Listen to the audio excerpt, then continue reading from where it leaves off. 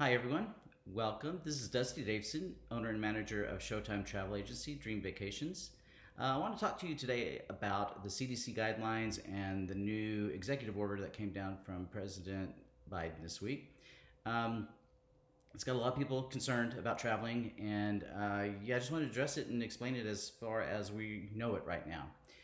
So basically, what the order has done has turned the previous CDC recommendations into an executive order and expanded them somewhat.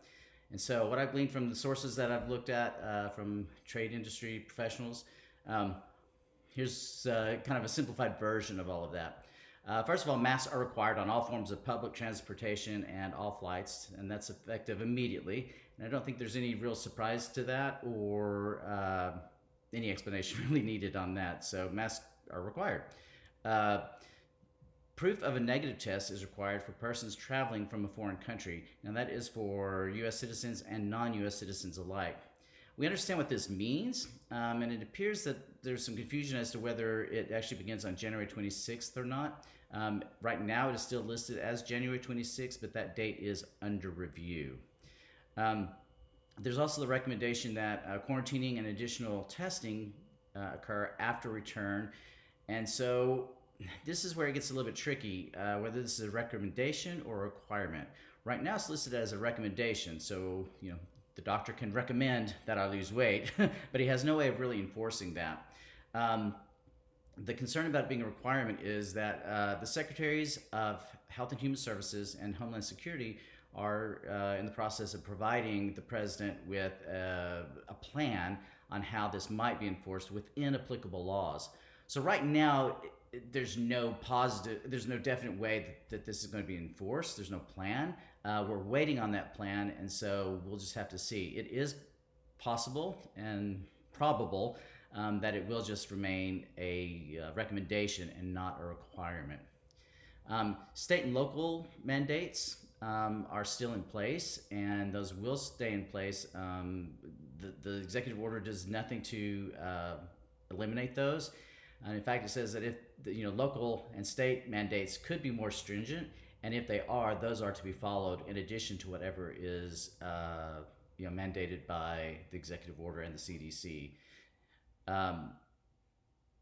There are countries that aren't going to be able to provide testing, so there is a list going to be provided by the CDC and other organizations that will have waived and accepted countries where testing is not accessible.